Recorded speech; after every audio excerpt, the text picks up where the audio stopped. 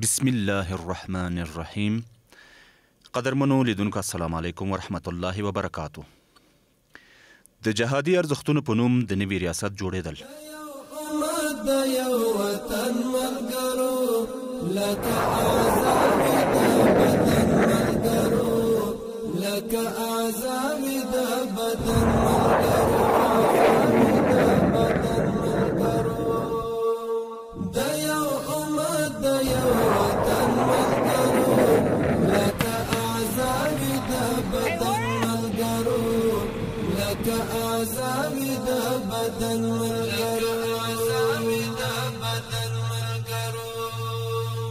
یو بل ته وینا ورکړی مینا ورکړی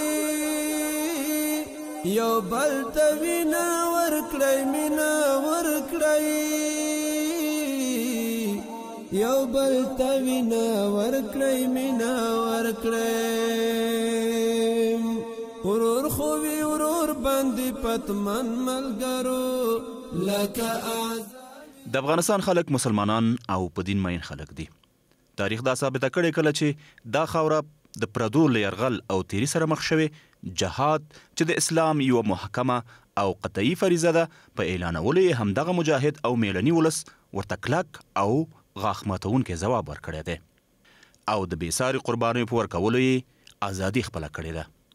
دې ته په کتو اسلامي امارت د اطلاعات او کلتور وزارت رهبرۍ د جهادي ارزښتونو په نامه د ریاست جوړولو پریکړه وکړه. کار موږ چې په ذهنو دغه دپاره سنجولی دي، همدغه کارونه البته نور جزئیات به هم لري، خو زموږ په ذهنو کې هم دا دی چې مهم بخش دا دی چې او د شل کلنې دورې سره موږ ورشروع کړو، بیا د روسانو ته دورې، بیا تر انګریزانو ته دورې پورې درې شیان. اولنی د افغانستان سوچا او بېطرفه او صفا یو د تاریخ لیکل چې په هغه کې داسې تاریخ چې په هغه کې د اشغالګرو جرائم او د مجاهدینو محاسن او د افغانانو هغه شدائد او سختي او خارج په دې لار کې دی ګاللي دي، هغه ټول په صحیح توګه راټول شي. هر هغه چا چې قرباني ورکړې ده په دې وطن کې، که سپین ږیري دي، که نر دي، که ښځه ده، که هر څوک چې دی چې د هغه کوم اتلولي چې دي، کوم قرباني چې دي ورکړي دي، کوم تکلیفونه چې راغلي، هغه باید ولیکل شي. هغه باید د آینده نسلونو مخ ته باید پراته وي چې هغه هغوی ته ګوري او د هغه په رڼا کې دي آینده د خپل دین او د خپل وطن د ساتلو همدغه فکر د په ذهن کې راسخ پاتې شي. هر کله چې نظامونه خصوصا اسلامي نظامونه له زوال سره مخامخ شوي دي او له شکست او مشکلات او ستونزو سره مخامخ شوي دي، دوی د جهاد ارزښتونه پرېښي دي، دوی د جهاد ارزښتونه ته پښو لاندې کړي دي. دوی هغه خپل ارزښتونه چې هغه د جهاد او مقاومت او د کفارو په مقابل کې، د دشمن په مقابل کې د کومو ارزښتونو څخه دوی کار اخیستی و، له کومو تکتیکونو څخه دوی کار اخیستی و، د کومو اسلحو او برنامو څخه دوی کار اخیستی و، هغه یې هېرې کړي دي. هغه راتلونکي نسلونه د هغوی څخه بېخبره پاتې شوي دي. نو هر کله چې د جهاد ارزښتونه ونه ساتلی شي، هغه ټولنه، هغه وګړي هغه به بې ارزښته وي، ځکه چې هر کله چې یو څوک خپل ارزښت وساتي، کلتور وساتي، فرهنګ وساتي، د مسلمانانو لوی ارزښت، لوی کلتور او لوی فرهنګ چې دی د جهاد ارکام دي. نو کله چې جهادي ارکام، جهادي اصول، جهادي برنامې په یو موزیم کې او د راتلونکي نسل دپاره په یو ډیر اساس توګه وساتل شي او هغه د هغې څخه باخبره شي او هغه د تاریخ په کرښو کې، تاریخ په کتابونو کې ولیکل شي او له هغې څخه زموږ راتلونکي نسلونه باخبره وي، نو هغه ارزښتونه او هغه وګړي، هغه د هغې ټولنې خلک به همیشه د خپلو پلرونو، نیکونو او د اسلامي ارزښتونو په توګه دغه کاروي او له دې څخه به د یو مقدس او رکن په توګه دفاع کوي او دوی به د دغه ارزښتونو، د دغه جهادي ارزښتونو په توګه دوی وکولی شي چې د نړۍ څخه هغه ارزښتونه چې اوس اسلامي نړۍ ورسره مخامخ ده، چې هغه د اسلامي نړۍ له سکوت او له مشکلاتو او ستونزو سره مخامخ وه، د همغه وه چې اسلامي ارزښتونو ته دوی پام ونه کړ. نو اوس که چې لله الحمد اسلامي امارت په دې باندې توانیږي چې د اسلامي ارزښتونو د تاریخ د جهاد ارزښتونه وساتي، نو دا به د راتلونکي نسل لپاره یو کامیابه برنامه وي. که چیرې افغانستان جهادي دورې سرخندونو ته وکتلی شي، نو په بیلابیلو دورو کې چې څومره د اسلام دین ارزښتونو ته قربانۍ ورکړي، بل کوم اسلامي هیواد لا تر اوسه له داسې قربانۍ ورکولو سره نه دی مخ شوی. حتی د افغانستان د جهاد له برکته نور هیوادونه د یرغلګرو له تیري څخه ژغورل شوي دي. د جهادي ارزښتونو د ساتنې عمومي ریاست د اطلاعات او کلتور وزارت په اډانه کې د دې لپاره جوړ د څو په دغه تیر درې لوی اشغالونو کې چې د درې امپراتوریو لخوا د افغانستان په مبارکه خوره باندې کم تیری ترسره سو د دغه تاریخ مونږ څنګه ژوندی ساتو دلته په دغه مبارزاتو کې د مجاهدینو سرښندنې قربانۍ کوم مظالم چې په افغانستان ولس باندې سوی دی او همدارنګه کوم قهرمانی چې دغه ولس ښودلی دی دغه اشغالګرانو په مقابل کې دغه ټول مونږ څنګه ځان سره ثبت ولرو ارشیف ورته ولرو موزیم ورته ولرو همدارنګه دغه تاریخ ډیر په حقیقت باندې یو بنا طرح او پالیسی په اساس ولیکو ترڅو را روان نکې د افغانستان ملت د افغانستان راتلونکي نسلونه د دغه معلوماتو او دغه تاریخ او دغه مبارزاتو په رڼا کې خپل مسیر وټاکي. وګوره هر کله د افغانانو دغه په یوه پیړۍ کې چې درې جهادونه له درې مقاومتونه له د درې لوی امپراتورۍ په مقابل کې چې د افغانستان ولسونه خپل مقاومت او جهاد وساته همدغه هغه خپل پلرنیو ارزښتونو ته دوی قایل وو. نو په همدې باندې که د چیرې دوی د انګریزانو سره مقابله او مقاومت نه وای کړی او د انګریزانو تاریخ او کلتور او فرهنګ موږ نه وای مطالعه کړی او له هغې څخه موږ باخبره نه وای د اوسنی نسل نو بیا به موږ همدغسې پاتې وو لکه نور هغه هیوادونه لکه په ترکیه کې مثال د خبرې په منځنۍ اسیا کې هیوادونه هغه چې ځکه له خپل کلتور او جهاد او له خپل ارزښتونو څخه بېخبره وه نو ځکه اتحاد جماهري شوروي وتوانېده چې ډېر زر دغه د منځنۍ اسیا هیوادونه ونیسي همداسې انګریزان هم وتوانېده چې تر ډېره حده پورې هغه هیوادونه ونیسي تر خپل امپراتورۍ لاندې راولي چې هغه د خپلو ارزښتونو څخه بېخبره وه. افغان ولس چې د خپلو تجربو له مخې یرغل او یرغلګر تشخیص کولی شي او له هماغه لومړۍ ورځې د خپلې پاکې عقیدې له مخې د جهاد میدان ته رادنګلي او د خپل سر او مال په بدل کې د خپل وطن ساتنه او پالنه کړې ده. جهادي ارزښتونو لوی ریاست چې دی درې مشخص برخو کې کار کوي چې یو د هغه څخه د جهادي موزیم برخه ده چې تر څنګه موږ وکولی شو چې د دغه درې اشغال چې د امریکایي اشغال نه شروع کیږي په دغه وخت کې چې مجاهدین کوم اسلحې کوم وسایل استعمال کړي دي دغه اشغالګرانو پر خلاف په جنگ کې او همدارنګه د هغوی کوم وسایل چې د مجاهدینو لخوا جنگ په جریان کې تخریب شوي دي دغه موږ څنګه وکولی شو دغه موزیم ته راوړو جهادي موزیمونه په کابل مرکز او همدارنګه په ولایاتو کې جوړ کړو چې دا به د اوسنۍ ملي موزیم د دې ترڅنګ یو بل جهادي موزیم چې د کې به یوازې جهادي آثار ساتل کیږي. دوهمه برخه چې ده هغه د ارشیف سازي برخه ده چې دغه جهادي دوران دغه سمعي او بصري فعالیتونه کم ثبت شوي ویډیوګانې چې موږ لرو د مجاهدینو شهکار د عملیاتونو جریانونه همدارنګه کم مظالم چې دښمنانو کړي دي په بندیخانو کې بمباریو کې یا نور اړخ نه دوی ظلمونه کړي دا مستند شتون لري دغه ټول موږ راټول کړل ته ارشیف سازي کو. او درېیمه برخه د تاریخ برخه ده چې تر څنګه موږ وکولی شو یو واقعي تاریخ د دغه دریو جهادونو د مجاهدینو د مبارزې دښمنانو د مظالمو او همدارنګه دوی د پیلانونو دا ټول څه موږ یو واقعي تاریخ یو کره او بېپره تاریخ موږ ولیکو او را روان نسل ته وړاندې کړو. بدبختانه دې سره افغانستان بالخصوص اقتصادي اړخ نه ډېر سخت زیانمن سو هغه خپل شتمنیو ته لاسرسی پیدا نه سو کړی تقریبا د 3-4-15 لسیزې د افغانستان هغه شتمنۍ چې په نړۍ کې دې ته خاص ارزښت ورکړل سوي دي که موږ په دې اواخرو کې د مس عینک خپل مس ګورو داسې که موږ د یورانیم سایډ د افغانستان ګورو هغه ډبرې البته قیمتي ګورو د افغانستان دا هغه څه دي چې نړۍ ورته تږې ده او کولی سي افغانستان یو خپلواک اقتصاد ته نږدې کړي چې دغه زیانونه البته زموږ د تیر نړیوالو استخباراتو لخوا څخه افغانستان ته متوجه او البته دغه زموږ هغه نیمګړتیاوې وي چې افغانستان اوس الحمدلله چې هماغه سټراټیجیانې نیمګړو باندې اسلامي امارت فکر کړی ده او خپل صنعتي خپل معدنیاتو بخش ترانسپورټ او زراعت سکتورو ته چې د افغانستان یو له اساسي رکنونو د افغانستان د اقتصادي د ودې دي مکمله توجه او سټراټیجي تعریف سوی او کار پې کیږي. اوس زمونږ افغانانو چې د 3 کلنه له 3 دورې له 3 مقاومت له 3 جهاد د سترو امپراتورۍ په مقابل کې وکړه د بریا او د کامیابی سبب هم وګرځېده چې یو د برطانوي په خلاف ستر جهاد و او مقاومت و چې افغان جهاد کامیاب سو او افغانانو خپل میړانه او سرښندنه وښودله. دوهم جهاد له دوهم مقاومت د اتحاد جماهیر شوروي په مقابل کې و چې هم افغانانو په ډیر مقاومت په ډیره میړانه په ډیره ملي قیام او په ډیر ناچیزه امکاناتو دوی وتوانېدل چې د اتحاد جماهیر شوروي نقشې ته تغییر ورکړي، ځکه هغه نقشه چې اتحاد جماهیر شوروي جوړه کړې وه د هغه هیوادونه چې هغې تر خپل یوغ لاندې راوستلي وه، استعمار کړي وه، د هغې ازادي واخیسته او د اتحاد جماهیر شوروي د وارسا پکت مات شو او د وارسا پکت د ماتېدو نه وروسته نړۍ یې قطبي شوه، یعنې د 2 قطبي څخه یې وایستله. همدا د افغان جهاد او د افغانانو مقاومت او میړانه وه. دریم جهاد چې د پرمختللې ټکنالوژۍ په مقابل کې و د امریکې د زبرځواک چې اوسنی یو لوی طاغوتي ځواک او د ناټو ورسره تقریبا د 48 هیوادونو یرغل او اشغال و چې د افغانستان مجاهد ولس وکولی شو چې په دې میړانه او په دې جهاد کې هم خپله برلاسي وښیي او د 20 کلونو مقاومت او سختیو تکلیفونو هجرتونو جهادونو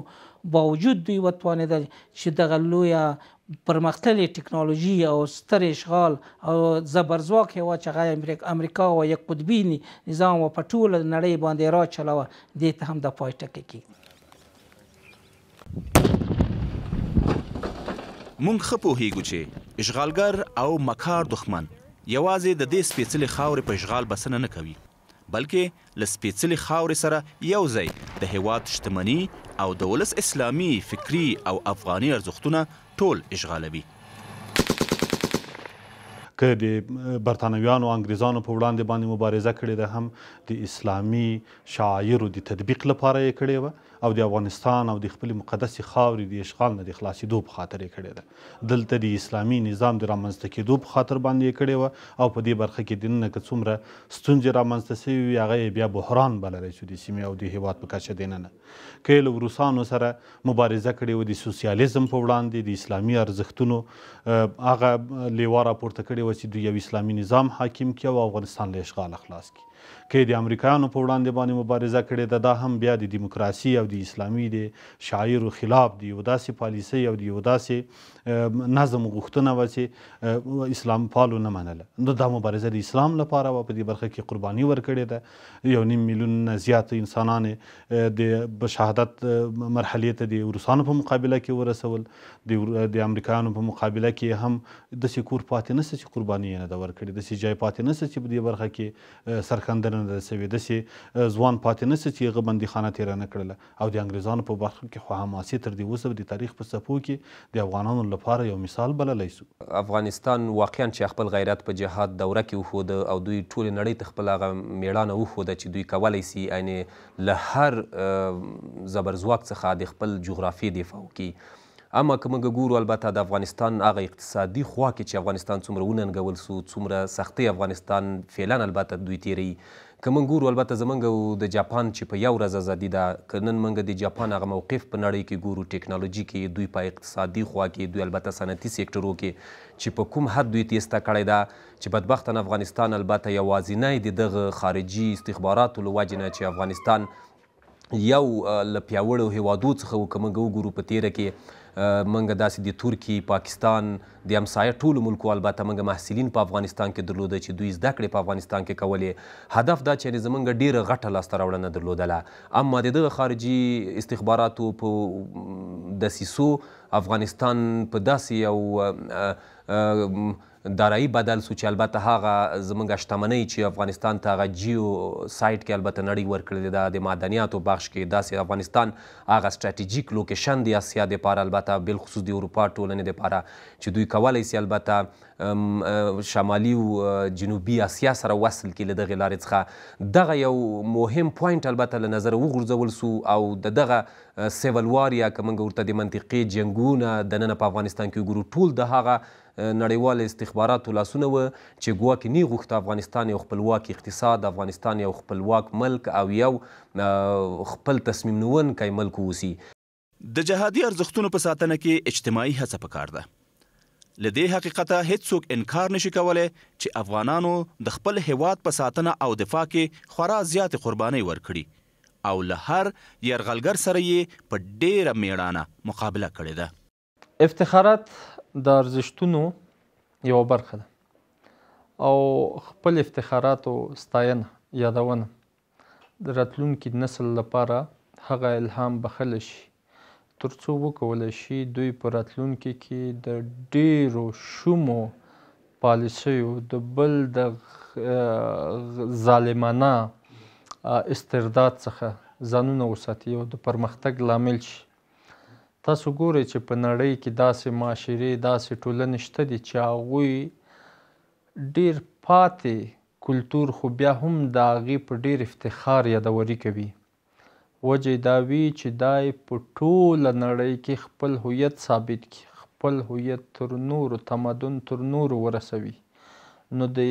وزارت اطلاعات و فرهنګ دغه ګام نه تنه چې په راتلونکي لپاره یو داسې قدم بولما چې هغه کولی شي زمونږ د تیر تاریخ نه د اصلاح لپاره د پرمختګ لپاره کوټلی ګام واوسیږي بلکې د افغان هویت او تمدن تر نورو رسونه کې هم مثبت یوه قدم واوسیږي. د اطلاعات و کلتور وزارت د افغانستان په تاریخي چوکاټ کې دننه د لومړي ځل د جهادي ارزښتونو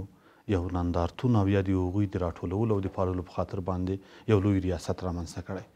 تر څو وکولی سي په دغه کې د افغانستان د دوو لویو اشغالونو د پای ته د رسېدو هغه ملموس نتایج، هغه ارزښتونه، هغه پاتې شونې او هر هغه څه راټول کړي چې د هغې له وجې نه د افغانستان د ځوانانو هویت آینده لپاره تثبیت کړی سي. د افغانستان د کړنو په مورد باندې چې د دغو بدماشانو او یا د دغو اشغالګرو په وړاندې باندې کوم ایثارونه، قربانۍ، کومې غمیزې، کومې ناخوالې او یا هم هغه مبارزه چې په ډیر د سر په بیه باندې په تشو امکاناتو باندې د هغوی په وړاندې باندې ترسره کړې وه د تاریخ حافظې ته وسپاري تر څو د راتلونکو لپاره د عبرت سبب وګرځي او د راتلونکي لپاره یې د نورو مبارزونو لپاره د لارې مشالونه سي تر څو دا یقیني کړو چې موږ په دغه برخه کې څومره سیاسي ګټې لرو. دا هم وایو چې د موږ د اسلامي ارزښتونو د ترویج لپاره د دغسې نهادونو د رامنځته کولو صلابت په همدې کې ده چې موږ دغه برخې باید وپنځوو، د دې لپاره کار وکړو او د خپل اسلامي ارزښتونو د پاللو، ساتلو او د هغوی نه د پاسباني په چوکاټ کې دننه ګامونه واخلو. د افغانانو تاریخي ویاړونو ته په کتلو اشغالګرو همیش مکارانه او د ټګۍ پرګۍ پالیسي رامنځته کړې او اشغال ته یې په دې فکر او خیال د ازادۍ، عدالت او بیا رغونې نوم ورکړی چې د افغان ولس غوسه راونه پارېږي. د خلکو د تیریستلو لپاره یې بیا بیا اعلان کړی چې د دوی پوځي تحرکات او مسلحانه حمله د افغانستان د اشغال لپاره نه ده بلکې سپېڅلي موخې لري. د خلکو سره مرستې، د ولس په خوښه خدمتګار حکومت جوړول، د تروریزم سره مبارزه او داسې نور هغه ژمنې دي چې د وخت په تیریدو تشې او پوچې ختلي. فعالیتونو په نتیجه کې دا ګټه ترلاسه کیږي چې د افغانستان را روان نسل د خپل اسلافو هغه مبارزه، هغه تګلاره پیژني چې مثال دغه افغانستان د جوړېدو یا دغه یو اسلامي نظام د راتګ لپاره کومې قربانۍ ورکړل سوي دي. سخل یو له عجایبو ډک، له حیرتونو ډک، د الله رب العالمین باندې د ایمان او توکل څخه ډکه مبارزه سوی ده او دغه مبارزې په نتیجه کې ډېر لویو قربانیو په نتیجه کې اوسنی نظام لاسته راغلی دی، دغه امنیت لاسته راغلی. نو دغه ارزښت ملت ته معلومیږي لکه څنګه چې الله رب العالمین قرآن کې فرمایي لقد کان فی قصصهم عبرة لأولی الالباب. نو دغه تیر تاریخ کې دا یو اصل دی چې د تیر تاریخ کې عبرت وي. نو را روان نسل دغه نه عبرت اخلي چې اشغالګرو په مقابل کې دوی د اسلافو تګلاره سوه، کوم اشتباهات د موږ خوانه شوي دي، کوم مظالم د هغوی له خوانه شوي دي، دا ټول په نظر کې نیسي او خپل یو راتلونکی د یو مثبت او د اسلام دین تر چوکاټ لاندې په دغه رڼا کې یو مسیر ځان ته ټاکي. د دغه ریاست یو له مهمو اهدافو نه دا هم ده چې که چیرې دغه ریاست د خپلو ټولو موخو او په شفافیت سره په دغه برخه کې د کړنه ترسره کړي، نو موږ د ملي یووالي یقیني کېدل ثابتولی سي. هغه څه چې د موږ ملت، د موږ ټولنه، د موږ اسلام پروره افغانان د دغو دواړو ابرقدرتونو په وړاندې باندې که نر و، که ښځه و، که ځوان و، که سپین ږیری و، که خان و، که بډای و، هر څوک چې و په دې مبارزه کې یو رنګه لاس درلود. دغه مبارزې که څوک ستایي، دغه مبارزې که څوک پالي، دغه مبارزې که څوک راټولوي، د دغو مبارزو که څوک انځوریزه بڼه جوړوي، که څوک یې فزیکي بڼه جوړوي، او که دغه نظام یې دغه برخه باندې اقدامات کولی سي، دا هغه نقطه د عطف ده چې د موږ د ملي یووالي په برخه کې دننه ترې استفاده کېدلی سي. په هر صورت اوس چې هیواد خپلواک او د یو ملي حاکمیت څښتنان یو او ترڅنګ یې دومره وسایل او توان هم لرو چې د خپلو جهادي اثارو او یادښتونو په ساتنه کې وکاروو، دا مو پر غاړه یوه مهمه ایماني او ملي وظیفه ده چې ژر تر ژره او په اجتماعي توګه دغه چاره پر مخ بوزو او یوه ذره غفلت هم پکې ونه کړو. د دې موخې د ترلاسه کولو لپاره ضروري ده چې د هیواد په ګوټ ګوټ کې لاس په کار او په ټول هیواد کې د مهمو جهادي تاریخي ارزښتونو د ساتنې لپاره له اسلامي امارت سره یو ځای ګړندي ګامونه واخلو. وینا ورکړی مینا ورکړی یو بل ته وینا ورکړی مینا ورکړی